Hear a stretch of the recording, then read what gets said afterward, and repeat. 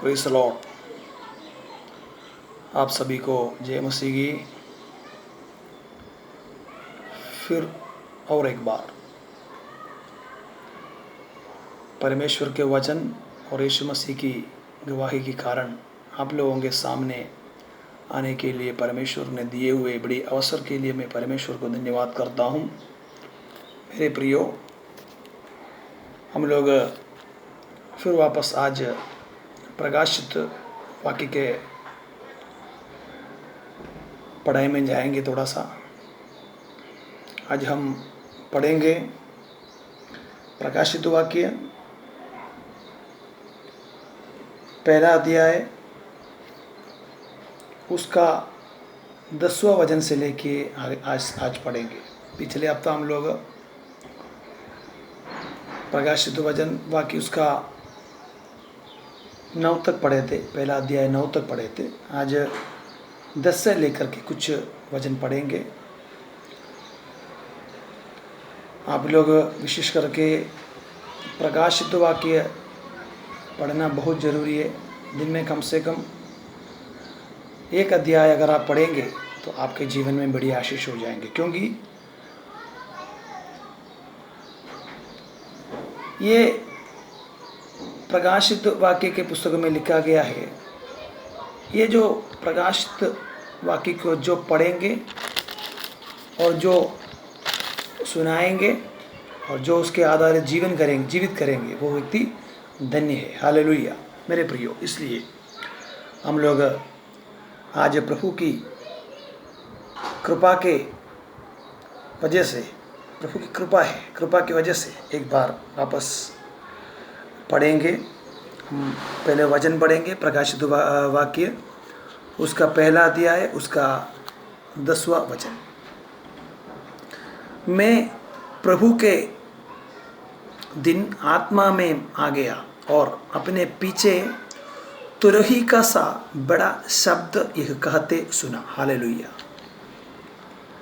यहाँ यूहन्ना प्रेरित कह रहा है, मैं प्रभु के दिन आत्मा में आ गया और अपने पीछे तुरही का सा बड़ा शब्द यह कहते सुना।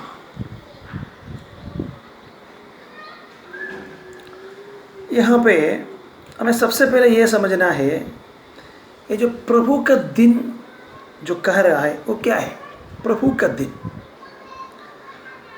प्रभु का दिन में अलग अलग मतलब रीति से बोल सकता है। एक तो यीशु मसीह की जी उठने का दिन प्रभु का दिन कहता है, और सप्ताह की पहला दिन। और जी उठने के बारे में आप लोगों को जानता है। और सप्ताह का दिन पवित्र बाइबल में लिखा गया है। ये अपना प्रेरितों की पुस्तक उसके अध्याय 20 अगर आप पढ़ेंगे, वहाँ पर लिखा गया है, प्रेरितों की पुस्तक उसके अध्याय 20 उसके 7वां वचन में लिखा गया है, सप्ताह के पहले दिन जब हम रोटी तोड़ने के लिए इकट्ठे हुए तो पौलुस ने जो दूसरे दिन चले जाने पर था। बस हमें समझने के लिए इतना पढ़ रहा हूँ मैं।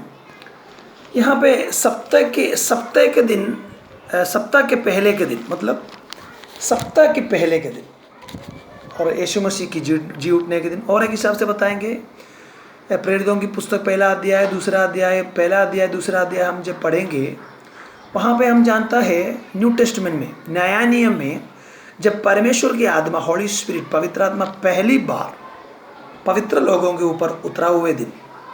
हालेलुया। इसी प्रकार हम समझेंगे, यही यहाँ पर लिखा गया है, मैं प्रभु के दिन आत्मा में आ गया और अपने पीछे तुरही का सा बड़ा शब्द यह कहते सुना। हालेलुया। ये जो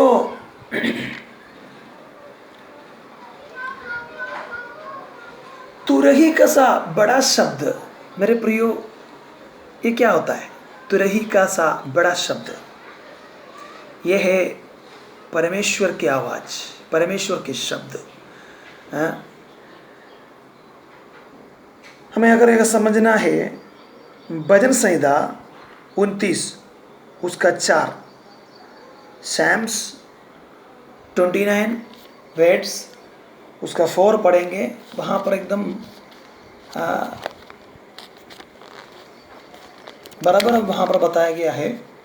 सैम्स 29 उसका वर्ड्स 4, 29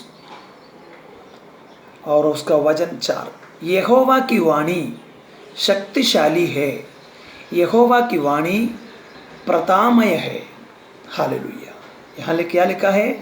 यहोवा की शब्द मतलब यहोवा की वाणी शक्तिशाली है, यहोवा की वाणी प्रतामय है। यही शब्द है। हालेलुया। मेरे प्रियो, यहोवा की वाणी क्या होता है? यही वाणी, यही शब्द सारे दुनिया को बनाया। यही शब्द से सारे आकाश मंडल को बनाया, धरती को बनाया, स्वर्ग को बनाया। और यही शब्द हर एक कुदरत को बनाया, सारे दुनिया को बनाया। और यही शब्द यूहन्ना के सुसमाचार में उसकी 14 हम पढ़ेंगे, वहाँ पर लिखा गया है, यही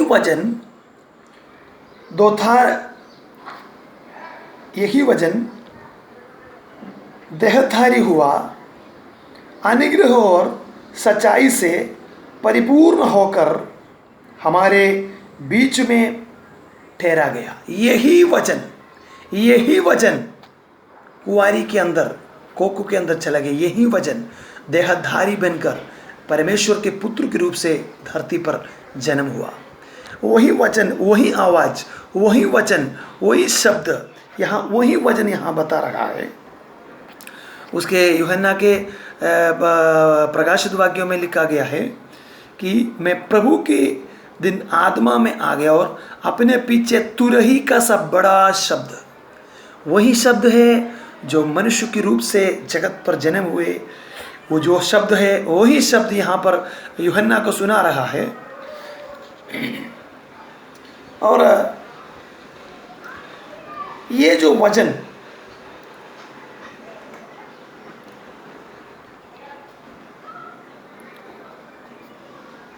मैं प्रभु के दिन आत्मा में आ गया और अपने तुरही का सा बड़ा शब्द। और हम यहाँ पर अगर देखने जाएंगे, उसकी 11 वचन में इसी प्रकार लिखा गया। उसके बाद जो कुछ तू देखता है उसे पुस्तक में लिखकर 7 कलीसियाओं के पास भेज दे, अर्थात इफिसुस और स्मुरना और पेर्गमुन और थुतीरा और सरदीस और फिलाडेल्फिया और लाउदिकिया को 7 कलीसिया का नाम बता रहे। यहाँ पर लिखा गया है, उसकी 11वां वचन में लिखा गया है, जो कुछ तूने देखता है उसे पुस्तक में लिखकर 7 कलीसिया को। हालेलुया। मेरे प्रियो, प्रकाशित वाक्य अगर आप अध्ययन करेंगे, जांच करेंगे, कई बार 7 जो संख्या के बारे में बताया गया है, 7 जो नंबर कई बार बताएगा, हम देखेंगे। एक जगह पे बताया गया है 7 कलीसिया, और एक जगह बताया गया है कि 7 तारे, और एक जगह बताया गया है कि 7 दिवड़ों और 7 दूत। फिर आगे जाएंगे 7 तुरहियाँ, 7 मोहरे, 7 प्रकोप के कटोरे।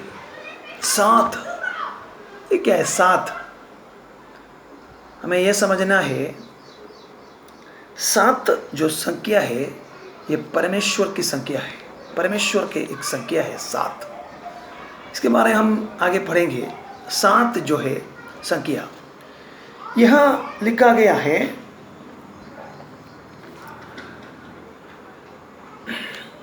जो कुछ तू देखता है उसे पुस्तक में लिखकर सातों कलीसियाओं के पास भेज दे।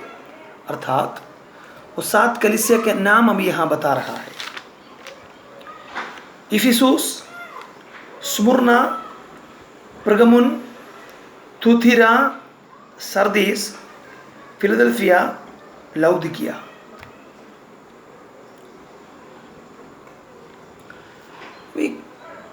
इसको तुम एक पुस्तक में लिख करके इन 7 कलीसिया को भेज दीजिए।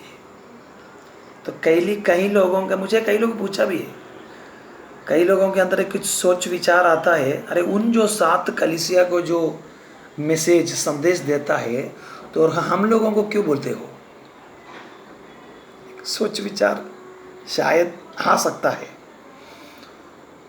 अगर इसी प्रकार कोई लोग सोचने वाले इन वचन को आगे सुन रहा है, आप लोग जरा सुन लीजिए। अगर इसमें कही गई जो भी बात दुनिया के सभी कलीसियाओं के लिए लागू है, हालेलुया। इसमें जो बताए हुए कही गए जो कुछ बात कह लिया है, और दुनिया में जितनी परमेश्वर के जो कलीसिया, परमेश्वर की कलीसिया मतलब उद्धार पाए हुए कलीसिया परमेश्वर जो दुनिया में, तो ऐसे तो जो चर्चस बहुत है, लेकिन उसमें परमेश्वर की कलीसिया कितने हैं? उद्धार पाए हुए, प्रभु यीशु मसीह को अपने उद्धारकर्ता स्वीकार करके पिता पुत्र पवित्र आत्मा के नाम से बैप्तिस्मा को स्वीकार किए हुए पवित्र लोगों की झुंड। उसी प्रकार की दुनिया में जितनी कलीसिया हो, हर एक कलीसिया के लिए ये जो बात लागू है, हालेलुया।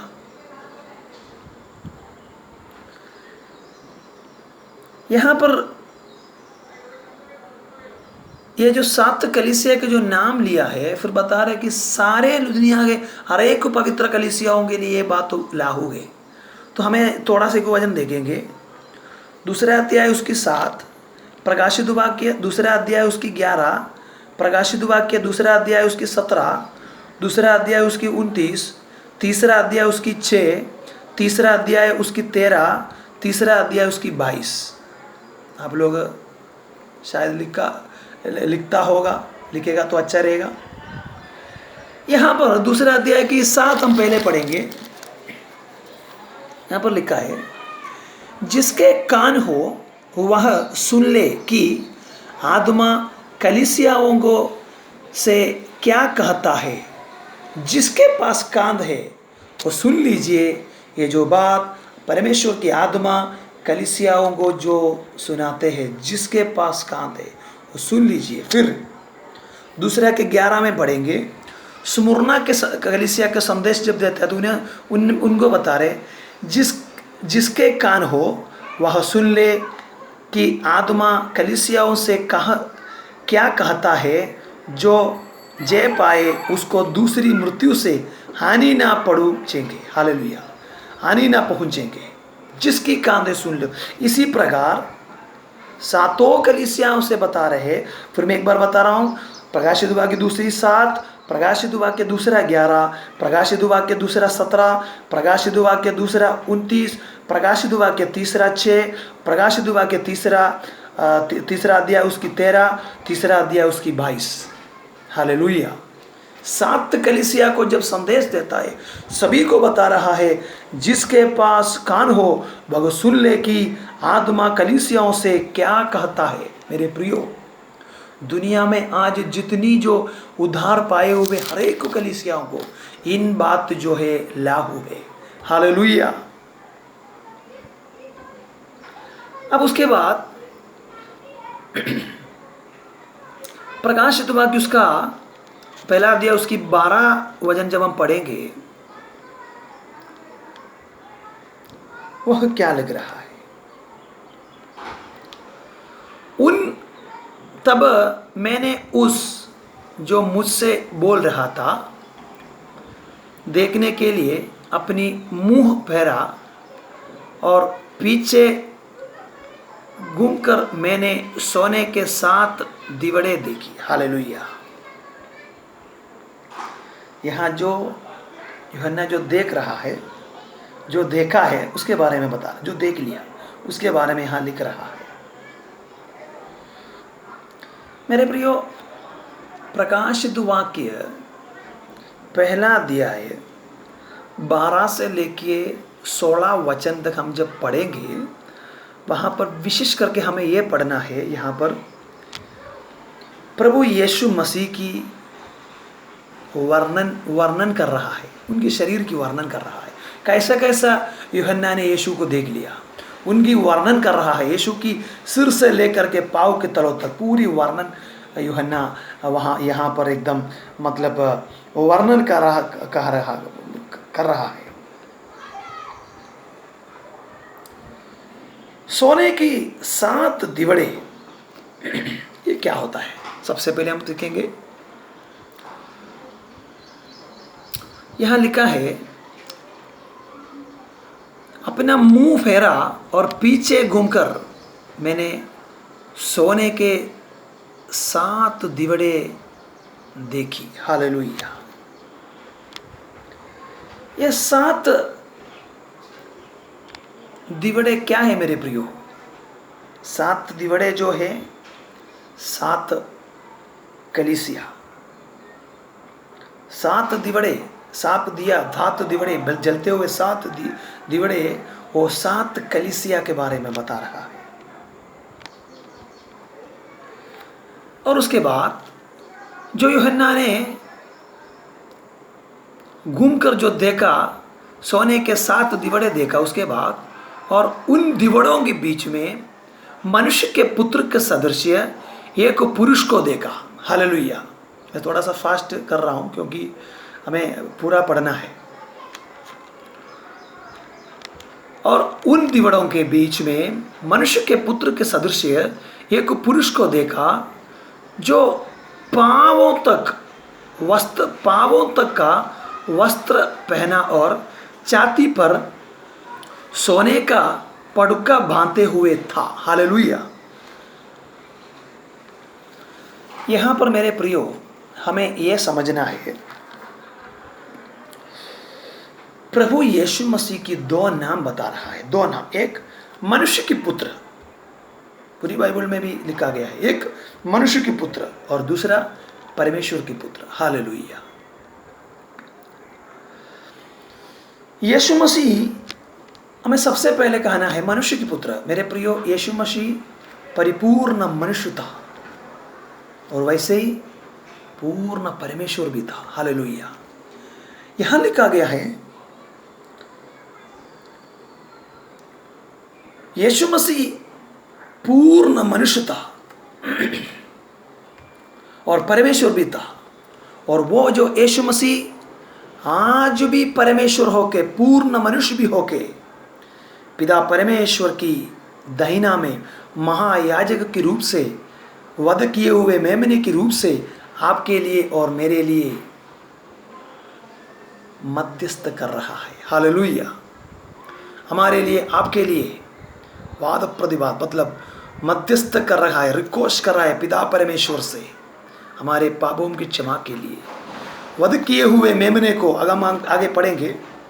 यीशु मसीह आज भी उस मनुष्य, लेकिन शरीर, ये जो हमारे शरीर के शरीर नहीं, पुनरुत्थान हुए शरीर, पुनरुत्थान के शरीर के रूप से स्वर्ग में पिता परमेश्वर की दहिना में बैठ के आज भी बैठा है।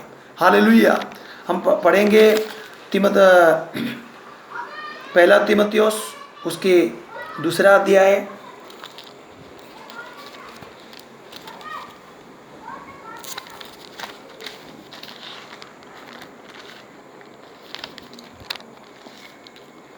पहला तीमुथियुस उसके 2 अध्याय, उसके 5वां वचन आप जब पढ़ेंगे, वहां पर स्पष्ट लिखा गया, क्योंकि परमेश्वर एक ही है और परमेश्वर और मनुष्य के बीच में भी एक ही बीच वही है, अर्थात मसीह यीशु जो मनुष्य है। हालेलुया। पवित्र बाइबल में एकदम स्पष्ट लिखा है, क्योंकि परमेश्वर एक ही है और परमेश्वर और मनुष्य के बीच में भी एक ही बीच वही है, मतलब मीडिएटर एक ही है, अर्थात मनुष्यों के, अर्थात मसीह यीशु जो मनुष्य है। हालेलुया। मेरे प्रियो, आज भी यीशु मसीह पुनरुत्थान हुए शरीर के रूप से पिता परमेश्वर की दहिना में बैठ के मेरे लिए और आपके लिए मध्यस्थ कर रहा है। पिता परमेश्वर और मनुष्य के बीच में एक ही बीच वही, ओनली वन मीडिएटर, एक ही बीच वही, वो केवल यीशु मसीह ही है और कोई दूसरा मीडिएटर नहीं है। कई लोग अलग अलग मीडिएटर को बुला के मध्यस्थ करता है। कई चर्च में किसी के नाम नहीं लेता हूँ, कई क्रिश्चियन चर्चेस में मैं देख रहा हूँ। कई लोगों को पूछेगा तो उनको बुरा भी लगता है। कई लोग मदर मेरी को